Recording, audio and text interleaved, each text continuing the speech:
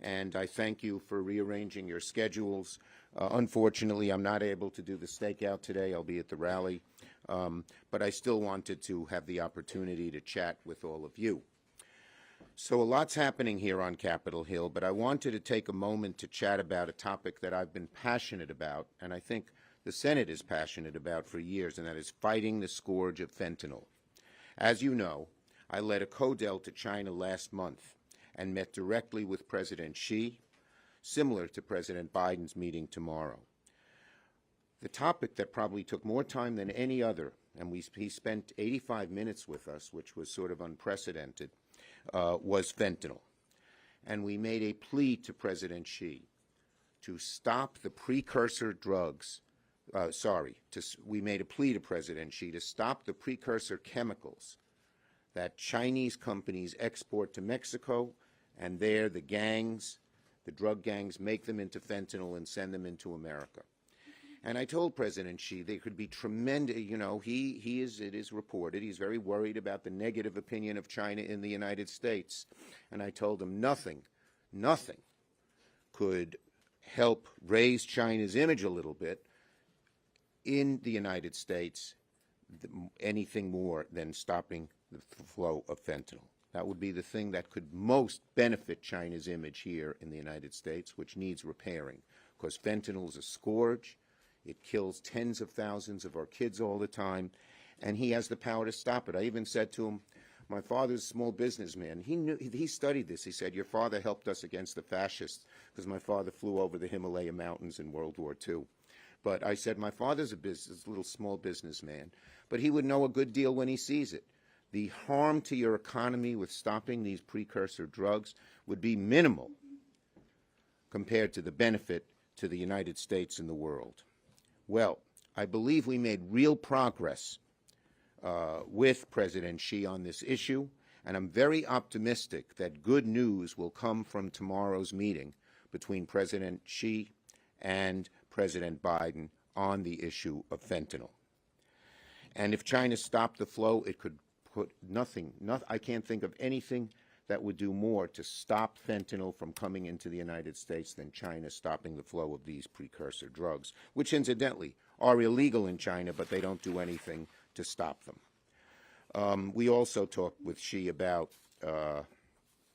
reciprocity, that China treats American companies in China unfairly, whereas the United States has far more open attitude towards Chinese companies being here in America, and I know that will be part of the conversation as well.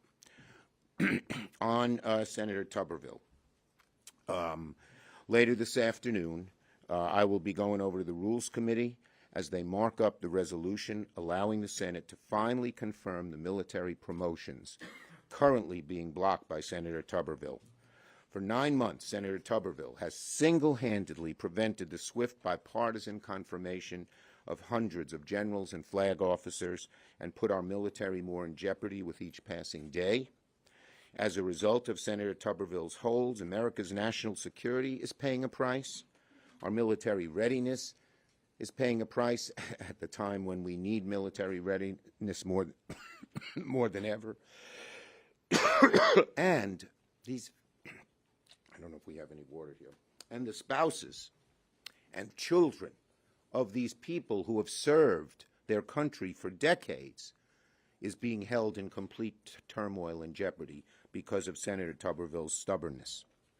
Well, as you can see now, patience is wearing thin with Senator Tuberville on both sides of the aisle. I strongly support this resolution to overcome these military holds, and if it is reported out of committee today, which I believe it will, if our Republican colleagues cannot convince Senator Tuberville to drop his holds, I will bring it to the floor as soon as possible for a vote. On government funding, cheers, salute, shlanza, l'chaim. I don't know too many others. I know a few more. Gendan. Who knows that one? Who's Italian? That means you'll live to 100 years. And in English, water is good. Now, on government funding. When it comes to government funding, as I have long said, it has to be bipartisan. And right now, that's the path we seem to be on. I'm heartened, very cautiously so, that Speaker Johnson is moving forward with a CR that precisely omits the sort of hard right cuts that would have been non-starters for Democrats. I certainly don't agree with everything he's proposing, and I can't imagine too many senators would have taken the Speaker's approach in drafting this bill on either the Democratic or Republican sides here in the Senate. But the fact that the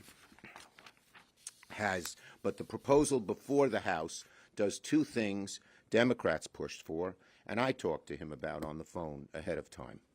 One, not making the hard right cuts that the MAGA wing demands, and second, making sure that if they're going to do this sort of goofy ladder, that defense is in the second part of the ladder, not the first. So we'll see over the course of how the House moves today, whether it comes forward. When it comes here, if the House should pass it, and I hope they do, Senate Leader McConnell and I will figure out the best way to get this done quickly. Neither McConnell nor I want to shut down. Questions? Yes. So you just mentioned a lot of the initiatives with regards to China and President Biden's meeting with Xi tomorrow. Just your thoughts on where on the priority list do just holding China accountable for human rights fall? Because that wasn't mentioned in your statement yesterday or here today. Well, we brought that up when we brought up the Uyghur situation and other human rights situations with China. And look, we're not going to get everything. The president's not going to get everything done.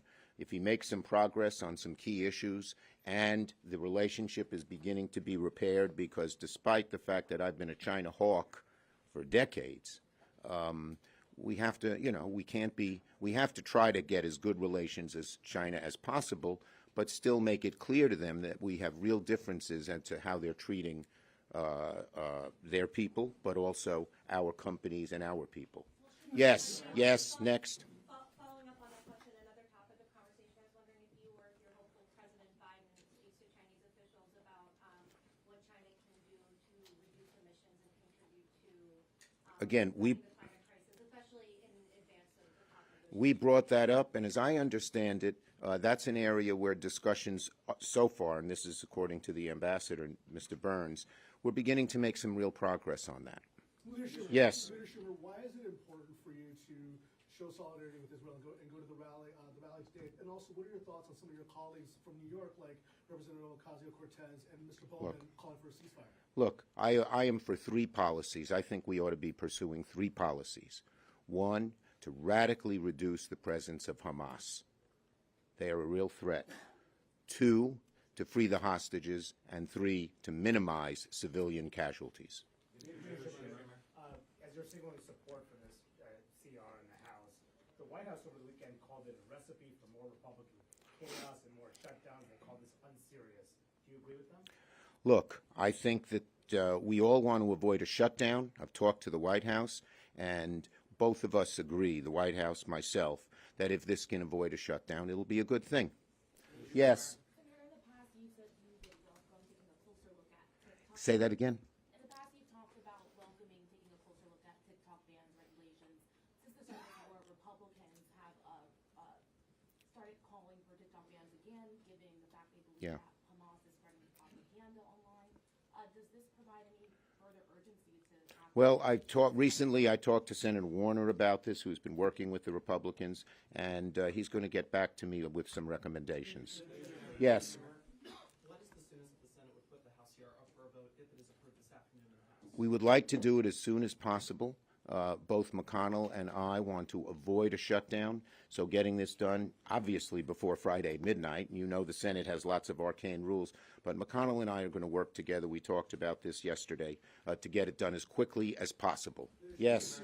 How concerned are you that we may end up with no Israel, Ukraine, Taiwan supplemental this year because of the way the House is bifurcated? Okay, well, look, I want to see very strongly all four requests of the President be approved. Ukraine, Israel, humanitarian, and Indo-Pacific. And we're going to work very hard to get that done. Right now, as you know, one of the holdups is that Leader McConnell has said that we have to have some kind of border security. We have Democrats and Republicans working together to try and come up with a border security package that will have bipartisan support.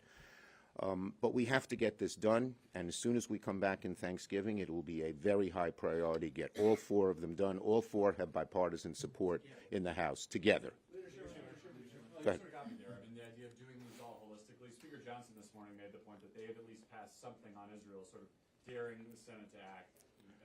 Yeah, look, we all know that Speaker Johnson's proposal was not a serious proposal. The president already said he'd veto it. We need bipartisan support for all 4, and I'm going to work strenuously, very hard, to get all 4 done. Yes. To what extent have you talked to Republicans about the standing order resolution regarding Tuberville, and how confident are you that you get 9 Republican votes for it? Look, as I said, Republican, as you can tell by what Senators Ernst and Sullivan and Graham and Young, and there was one other, Romney, did on the floor the other night, which was sort of unprecedented. So patience is really wearing thin on the Republican side. They are sitting down with Tuberville, trying to propose to him ways to get this done without a vote on our resolution. But if they can't come to that agreement, we will soon put that resolution on the floor. Yes, Burgess. Did Senator Manchin give you a heads up on his retirement? Yes. And how much more difficult does it make it to hold the majority? Okay, yes, he gave me a heads up. We're going to keep the majority. I even am optimistic we can gain a seat or 2. And you'll say, well, everyone thinks the opposite. Well, if we would have looked at a press conference I would have had a year ago, April, you all would have said we're going to lose seats in the Senate. I would have said we're going to gain them. And guess what? We gained a seat. I'm very hopeful. Our candidates are running extremely, extremely well. Where do you think Nope. Whoever didn't ask. Eh, Some Democrats have worried about the lack of additional WIC funding in the continuing resolution. I was wondering, how do you feel about that? Well, I know there's discussions between the Speaker and Hakeem Jeffries. We'll see where it comes out. Obviously, we're for WIC. Obviously, we want to pass a bill that doesn't shut down the government. Last one. Senators Blumenthal and Graham has talked to us about this resolution regarding Iran and Israel, and it says they want the president to leave all options on the table, including the use of military force. What do you believe the president has the authority to do regarding Iran if they... Look, I have to look at their resolution before I'd even comment on it. Thank you, everybody.